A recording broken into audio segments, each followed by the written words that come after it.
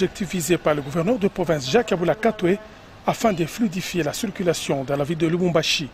L'opération Trou Zéro est exécutée simultanément par les entreprises Roulco, SGMF, Office des routes, l'Office des voiries et drainage, gestionnaire du réseau, et ce, malgré les fortes pluies qui s'abattent sur la capitale du cuivre.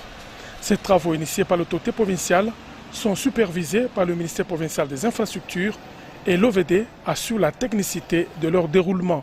À l'angle des avenues Kabalo et Square Forest, l'Office des routes a procédé au remplacement des buses et ces engins préparent le terrain pour la pose de la couche des bases. Non loin de là, l'OVD a mis fin aux trous sur une partie de l'avenue Cachoboué, tandis que sur l'autre, les travaux d'équarrissage y ont été exécutés et demain, on y procédera à l'asphaltage. Sur le boulevard Msiri, il s'agit de la résolution des trous sur des grandes surfaces. La chaussée souffre fréquemment ici du bouchage de ces grands collecteurs par les tenanciers des terrasses parsemées le long du boulevard et qui y jettent des immondices. L'Office des voiries et drainage traite tous les points chauds le long de la chaussée de l'arrêt express jusqu'au niveau du rond-point Musée Laurent Désiré Kabila sur la route de l'aéroport.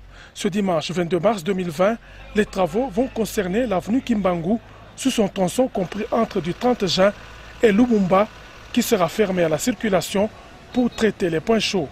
Les trous au niveau de la station Golfo-Fina n'ont pas été oubliés. Le moins que l'on puisse dire, Jacques Yabula Katwe est revenu à la charge avec l'opération Zéro Trou pour rendre aisée la circulation sous la voirie du chef-lieu du Haut-Katanga.